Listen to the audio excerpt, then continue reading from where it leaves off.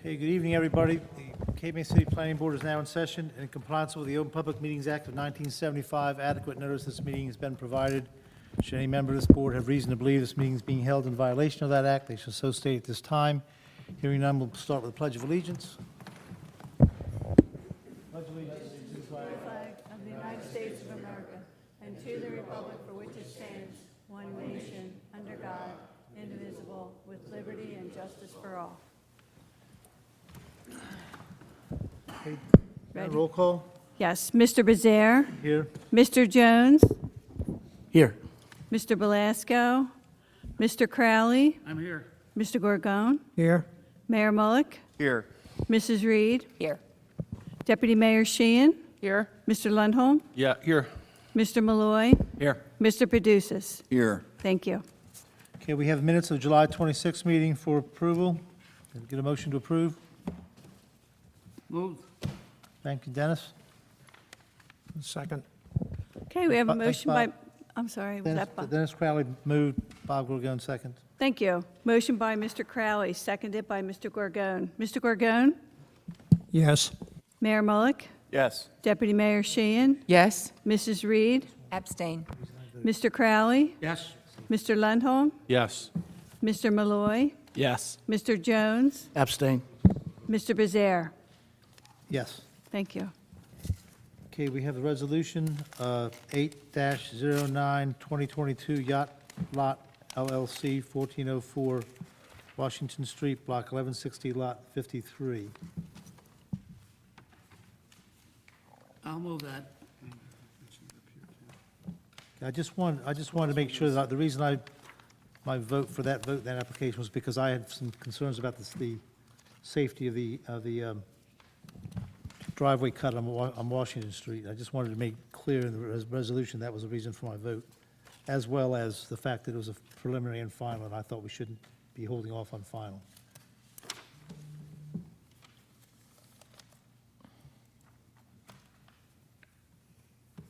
Do you need a second? I do think that the resolution includes comments both for and against the safety considerations. So the minutes will reflect those discussions in more detail, and you're certainly free to, emphasize that now as well.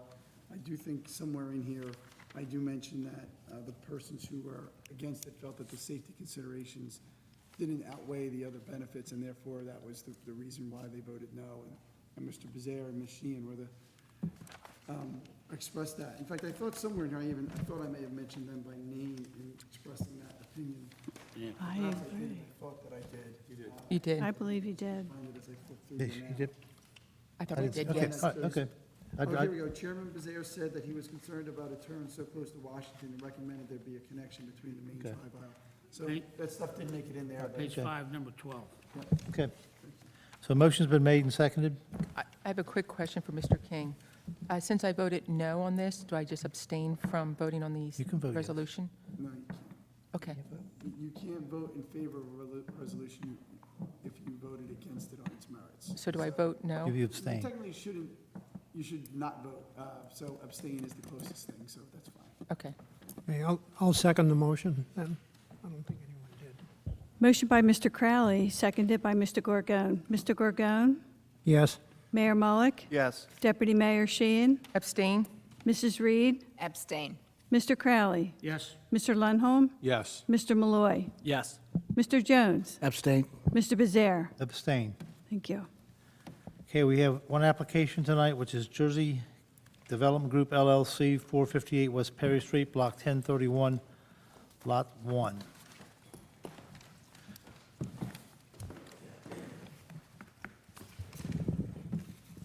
Everybody should make sure your microphones are on and your phones are set on vibrate or turned off.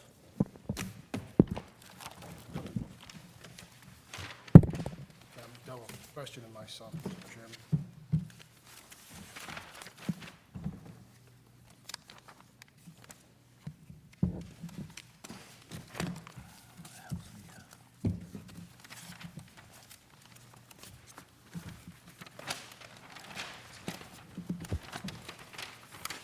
Get ourselves situated here.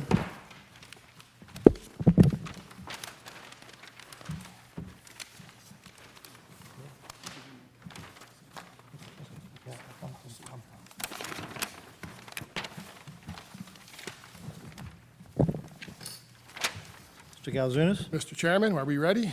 We are. Okay, thank you. Good evening, Mr. Chairman, board members. Ron Gelzunis, appearing on behalf of Jersey Development Group, LLC, which is the contract purchaser of the subject property, meaning he has a contingency on it to purchase the property should he be approved this evening. The property, of course, is 458 West Perry Street.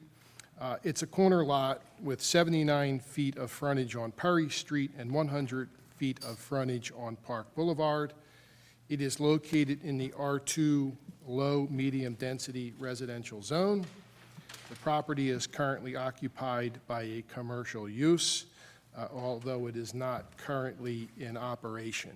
The proposal this evening is to subdivide the lot into two lots that would each have 39.5 feet of frontage on Perry Street, and the corner lot would have 100.69 feet of frontage on Park Boulevard.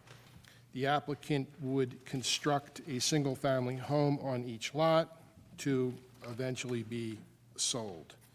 The witness here this evening is Mr. Scott Peter, to my right.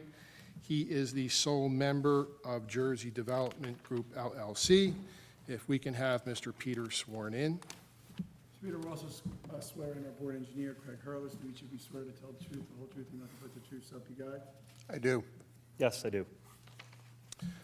So, Mr. Peter, tell us a little bit about your experience or construction of homes or project within the city of Cape May. I've been down here for probably about 15 years, been involved in numerous projects, some multifamily, many single-family, many applications before the board here tonight.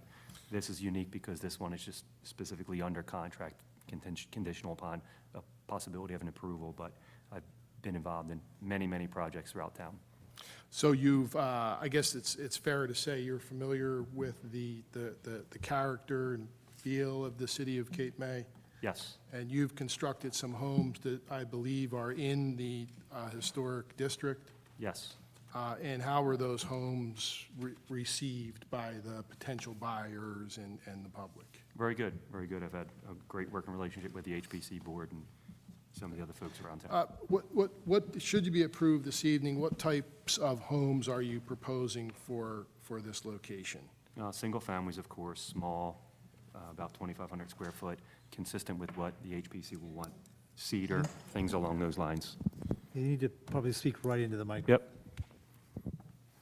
So these homes would obviously have to be approved by the HPC as part of the design process? yes.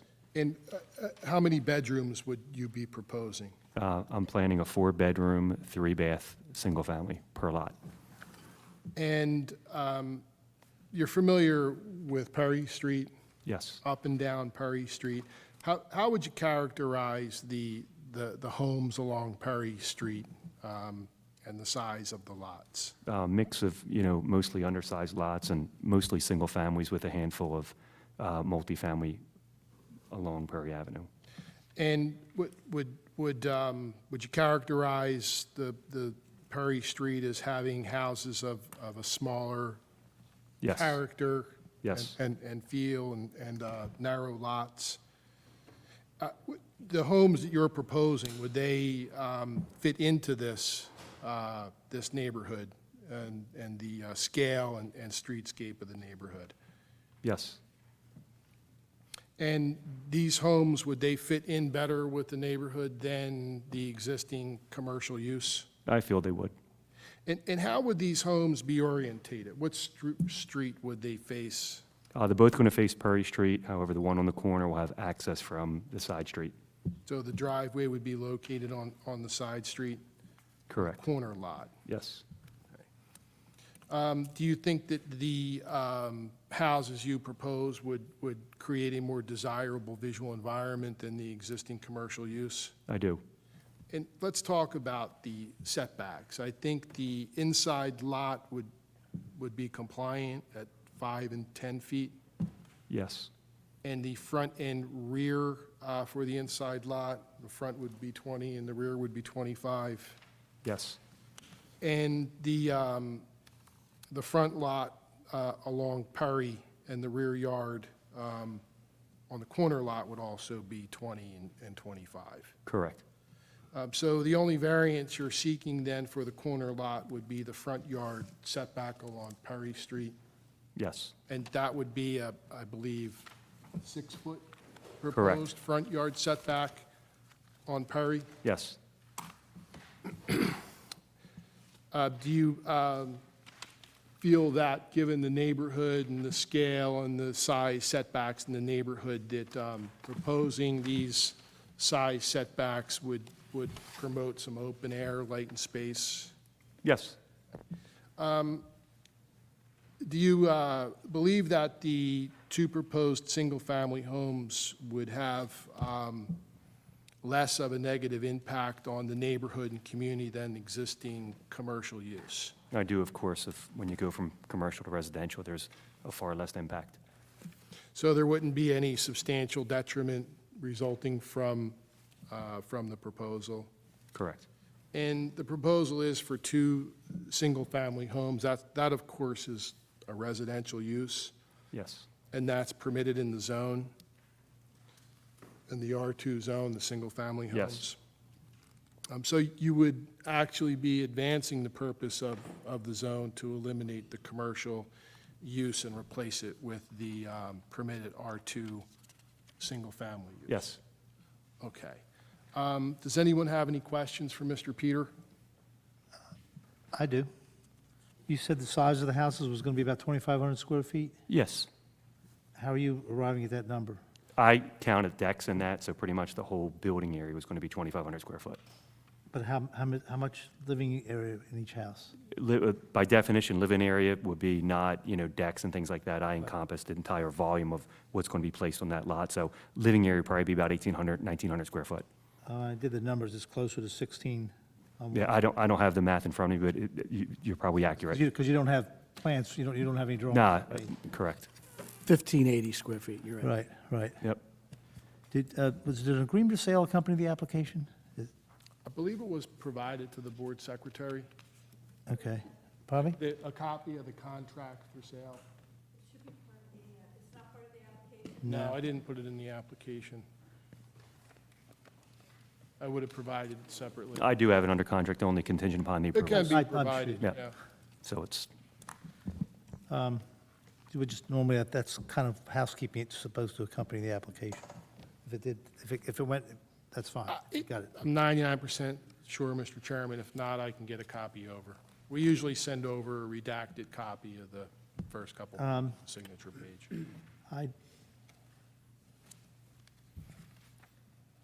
I have a question. I'm assuming these houses are going to have to be raised in order to meet the parking requirements?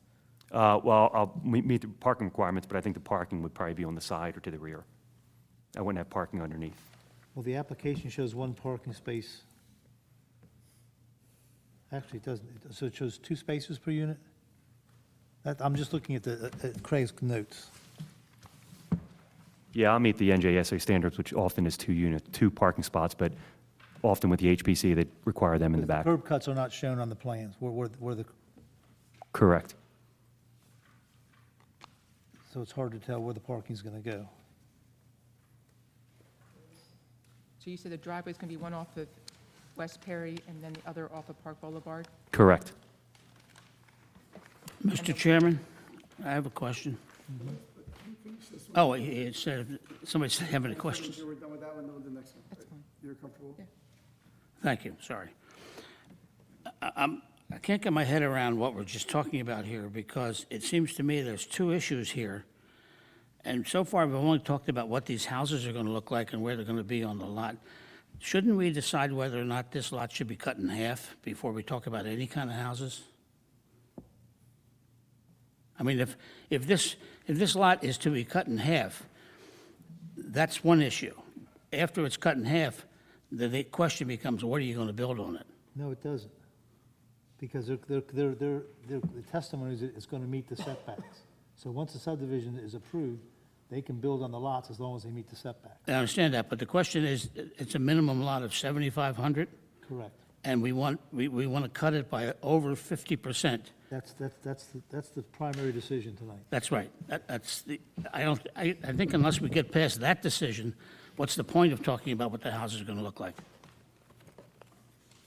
I understand this was a long shot tonight, and this was kind of a little bit of a workshop for me, so I completely understand where we're at and what's You have to happening. determine if allowing 2 lots on this lot is a better zoning alternative than that which would be permitted on the lot otherwise. That's correct. So you have to conclude that there's sufficient justification presented by the applicant that demonstrates to you that having 2 lots in this location is a better zoning alternative than having 1.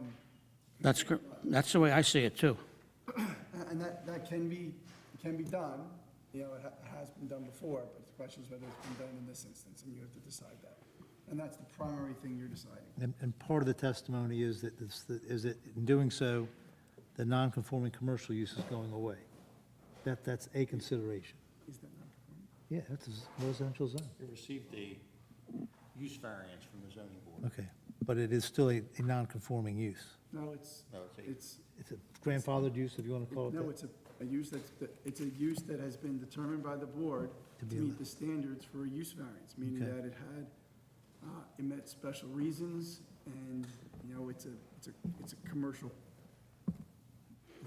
corner. I think there's 4 commercial businesses on the 4 corners, if you really try to figure out the Correct. corners of this. Correct. So at some point, it's permitted pursuant to a variance, so And it's not. wasn't that site the location of a previous business before the delicatessen? Correct, 2 of them. 2 of them, yeah. Yes. So it's been a commercial for at least 3 iterations.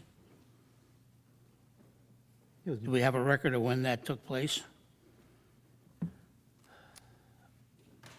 I moved here in '76, and what was it, Bud's Deli? Stella? Long enough? There were Everybody, three businesses- everybody knows that Candle there's, store, I There were know, 3 businesses in And then you there. had McPherson had his oil business there. and a candle store. Yep. I would suggest, since the applicant hasn't brought does have an expert, we happen to have an expert sitting at our table, who's also a land use planner, so maybe Craig could give some thoughts on the application, and that would be, So history-wise, I represented the zoning board as their engineer and planner when this application, the current use that's there now, Right. it's not being utilized, but the prior use received a use variance from the zoning board. I requested that resolution be provided to you, but that has not been provided. I don't remember exactly what year. I was hoping that would clear that up. But I know for a fact that they were successful at getting that zoning board application passed, and the use variance was granted. Now, planning perspective. So the applicant's making the argument that subdividing this into 2 and building 2 single-family dwelling units on this is a better zoning alternative. Well, it may be a better zoning alternative than the commercial use, and that might be what their argument is, but is it the best zoning alternative? So, and I highlighted in my variance section on page 6 of 9 that if you were to develop this with 1 single-family dwelling, it would only require 1 variance for this site for lot area. And the lot area is just slightly under 7,311 square feet is existing, where 7,500 is, so, and all of the other Vulcan area requirements would be met. No setback issues, the lot widths all conform. What the applicant is proposing requires 7 variances. So intuitively, I'm just like, I don't know that that's the best zoning alternative. 7 versus 1, so you guys get to vote and weigh that versus the applicant's, putting the proofs on the record, but that's, to water it down, that's the issue. In a nutshell. Yeah, to summarize.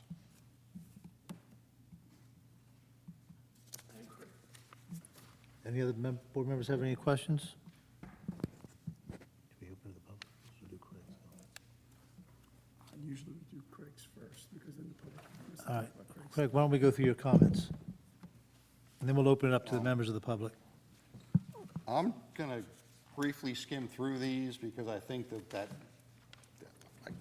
Do you want to reserve until there's a vote on the subdivision and then do the conditions separately? we may want to, just to save time. Okay. I- Open to the public. Okay. Craig, okay, we open to the public then? Yeah, I'll just highlight the variances that are required, is that appropriate? Okay. So, the applicant has proposed a minor subdivision plan that creates 2 lots. There are 7 variances. Each lot will require a lot size variance. Proposed lot 1.01 is 3,361 square foot in lot size, where 7,500 is required. The building setback line from Park Avenue for that lot will be 6 feet, where 25 foot is required. The lot width is 33.61 feet, where 60 feet is required, and lot frontage is 39.5, where 60 feet. Proposed lot 1.02 has a proposed lot area of 3,950 square feet, where 7,500 is required. The setbacks are conforming. The lot width is 39.5, as well as the lot frontage at 39.5, where 60 feet is the requirement for both of those bulk and area standards. So that's just highlighting the variances that are necessary to be approved for this project to be successful. Okay. Any member of the public care to comment? Anybody within 200 feet, first of all? Anybody live within 200 feet? Were you given notice? Okay. If you would, come up to the podium and make sure that the green light is on the microphone. Got green now. Okay, sorry, could you please say your name and spell it? Sure, And it's, give your address, and then I'm going to swear you in first, though. Do you swear to tell the truth, the whole truth, and nothing but the truth, so help you God? I do. Okay, go ahead. My name is Jonathan Courier. I live at 398 Congress Street, but part-time. First, thanks for you folks for spending your time on the board. I think I know many of you because I read religiously the Cape May Star and Wave, but I don't live here full-time. But I have resided at 398 Congress Street since 1962 when I was born, and my parents had been residing at 398 since 1948 when they transferred from Columbia Avenue. So I guess it's safe to say that I'm a 4th-generation Shuby, and I hope to eventually retire down here. But my work as a mechanical engineer, I don't do that around here, but I do own the house and hope to retire here, and as my father did, pass away in the house. So I do have a long history on this site, and what I'd like to say is I disagree with a lot of this application. I think that the subdividing the lot into 2 small lots is not in character. It's not in character with the abutting property on West Perry Street, and it's not in character with the dentist office. This is really a 6-corner, and there's 6 businesses. I'd like to say that the business at 453 West Perry has never been a problem in the neighborhood. Since I was born, Bud Holmes Deli, never an issue.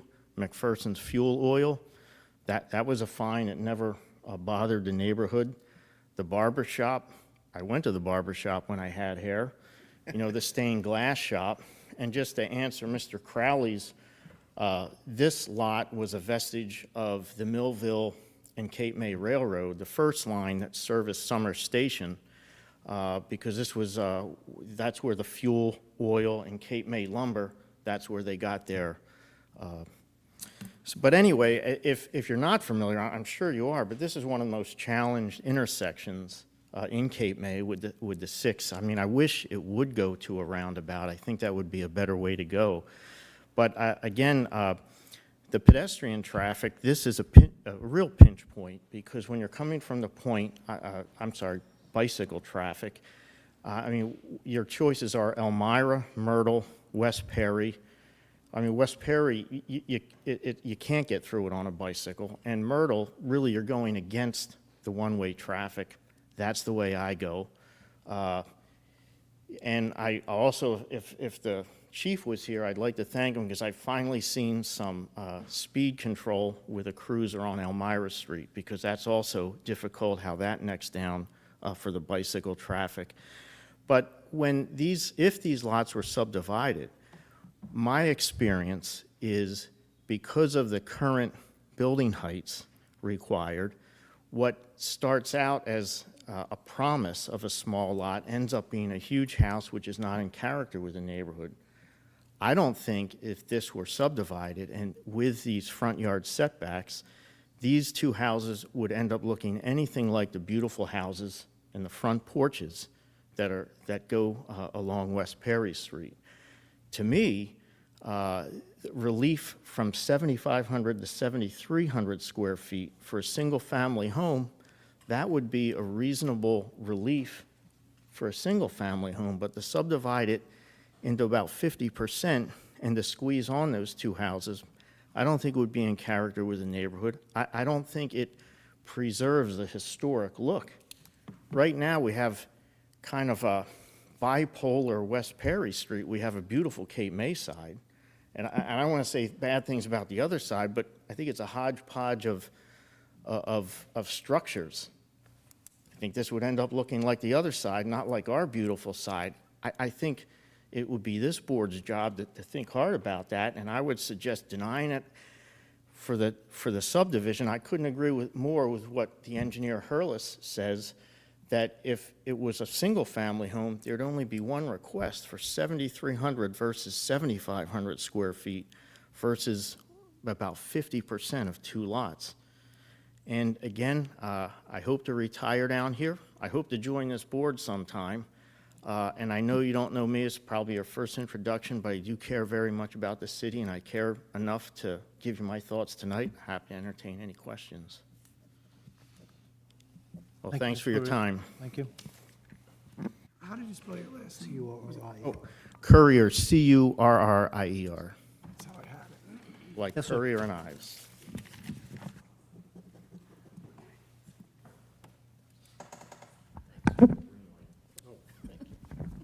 You guys almost match. My name is Bill Palladini. My wife and I live at 450 West Perry Street, right next door to the property. By way of our history, our Sorry, I father, swear, hold on one second. Palladini, can you spell that? P-A-L-A-D-I-N-I. Sir, do you swear to tell the truth, the whole truth, and nothing but the truth, so help you God? I do. All right, thank you. Go ahead. Our history is a little bit simpler. Our father-in-law owned that home for 20 years. We bought it 7 years ago. And we also, through our family, my father-in-law and us, we own the lot that's right behind the deli. So we surround it contiguously, and we couldn't agree more that if they had decided to come in and build a single home, that's perfect. I mean, we've lived with the deli and prior businesses, but if they had come in, because we realize it's going to be 35 feet high, and it's going to impinge on us. We have one of the tiny houses. Our house is the one that's actually, the only second story we have in our house is because it's the old Cape May coal and mining company that was there. And then the other part is just a single family. And our house is, yes, it's only 1,600 square feet. But we're very lucky. We've got a 12,500 square foot lot. Our house goes from West Perry back to Congress. We're one of the very, very lucky people with that. And our lot is conforming. In fact, when my father-in-law subdivided off that lot, they took a little bit off our property, off the property when they redrew the line so that it would be 7,500 square feet. Never dreamed that you could put two lots in that where we live. I mean, we've kept it vacant for 27 years, and it was vacant, basically been vacant forever then. But we struggle with that. We struggle with the number of variances and establishing any kind of precedent here. There's a lot of non-conforming lots that you guys probably don't even notice in our neighborhood, right behind me, okay? They use it as a parking lot. But, you know, maybe he's going to, we're going to allow that to become a house. Then another person has another piece of land. I mean, I might be able, silly, I would never do it, but my backyard might be a lot. Okay, so I don't see the logic in establishing this kind of precedent here, especially with the number of variances. I know a little bit about home building. I assume with the FAR at 40% that there's going to be an awful lot of variances trying to build the house. So I know it's not your issue, but it would be our issue too. It would be more variances all around the place. Backing up, yes. Capoletti's, just so everybody knows, if you don't remember, he closed before the pandemic. And it's just been a vacant piece of land, deli, that he hasn't taken care of. He hasn't done any upkeep whatsoever. And we feel that he probably, it's not a hardship decision, this is probably an economic decision, trying to make it into 2 lots. Because when I went and tried to see about buying it, my father-in-law and I were thinking about it. The number we were given was not realistic to us, okay? And never dreaming that you would try to get 2 lots on it. So in the end, I think that, especially now, 6 feet from the corner, I don't know the last time anybody was there, but as Jack would tell you, the traffic is crazy. The traffic is crazy. The police were just at Key West when I was leaving my house tonight with another car, another issue. So I would strongly recommend that this is not something that the planning board should consider, because I think that it would open up a whole Pandora's box for the neighborhood. So I thank you for your time. Thank you, Mr. Baldini.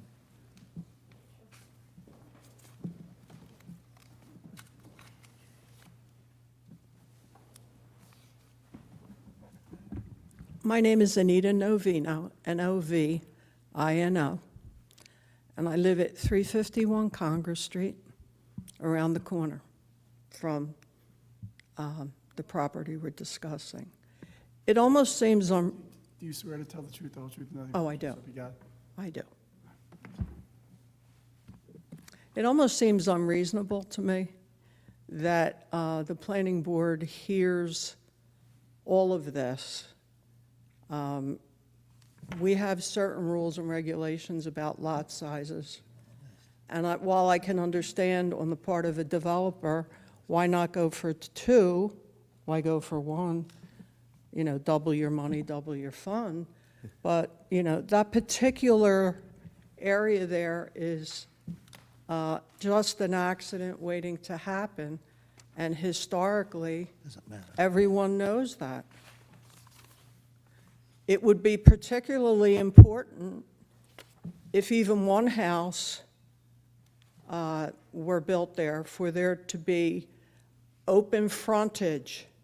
Because as it is now, when you get to the corner of Park and Perry, you can barely see the oncoming traffic.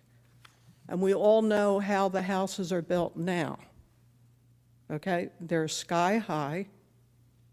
And if you put a sky-high building with hardly any frontage on a lot, that lot, it's just an accident waiting to happen. So basically, I agree with everything that these folks have said, and I thank you for listening.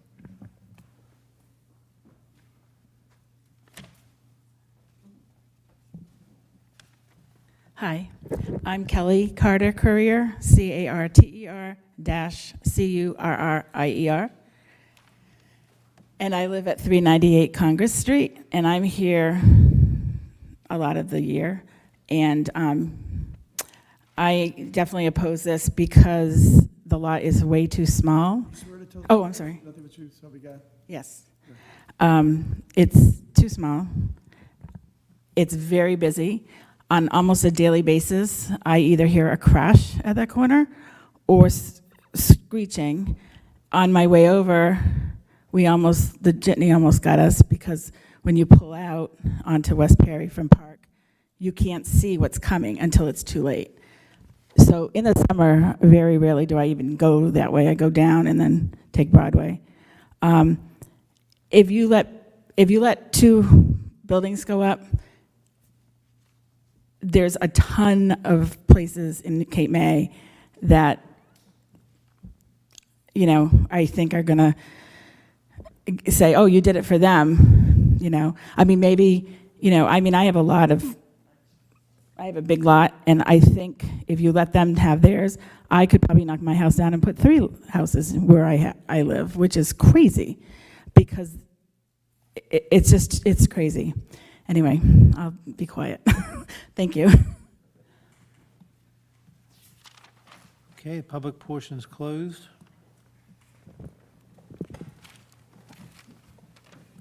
Comments from the board members?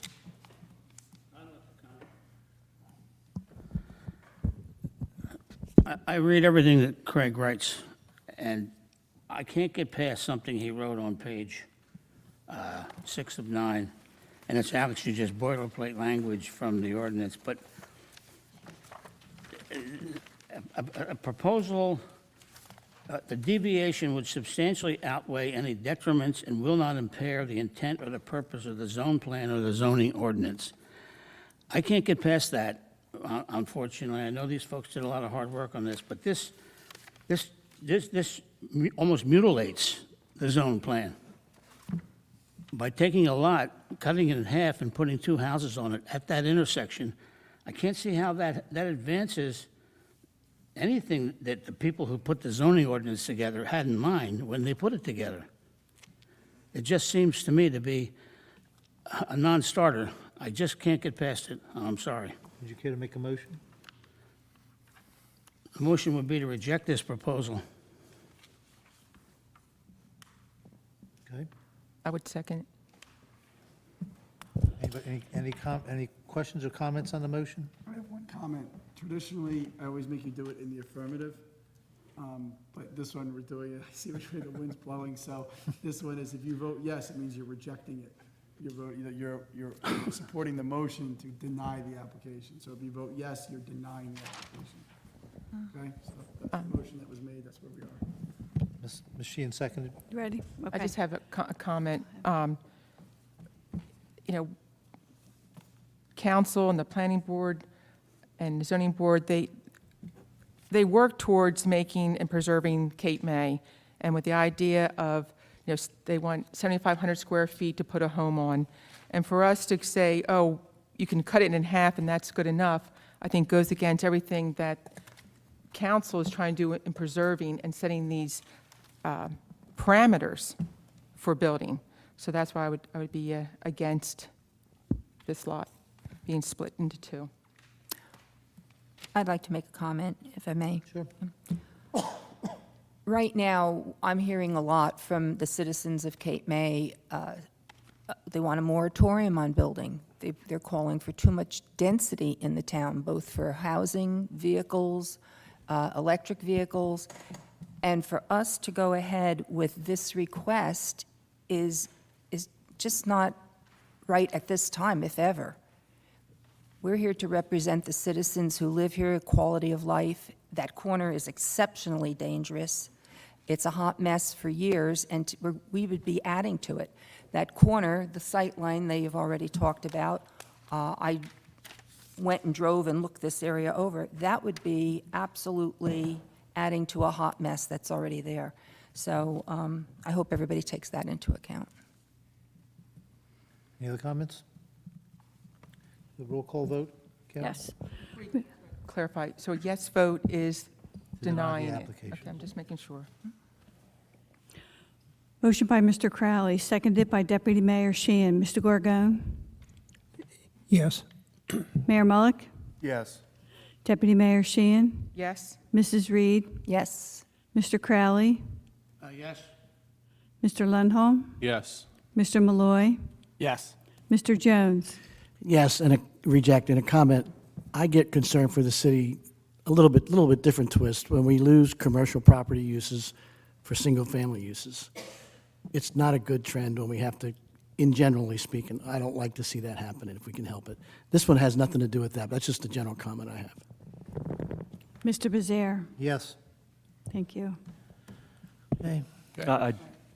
I just wanted to add, if it's okay, I appreciate everyone's comments, everyone from the public. This was an application that kind of got the best of me. It wasn't something that I really wanted to quite move forward with, but my hands were tied to a degree from how it came to fruition and came across my desk. So I didn't want you guys to think that I was trying to put something that just wasn't reasonable in front of you. I had to a degree, get it to this point, so I appreciate everything.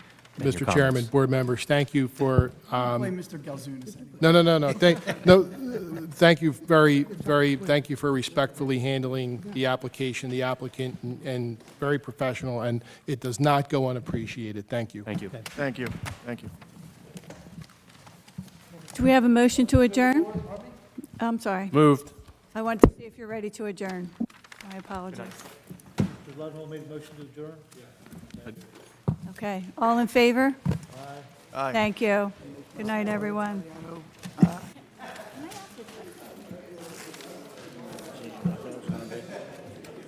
I told him about it.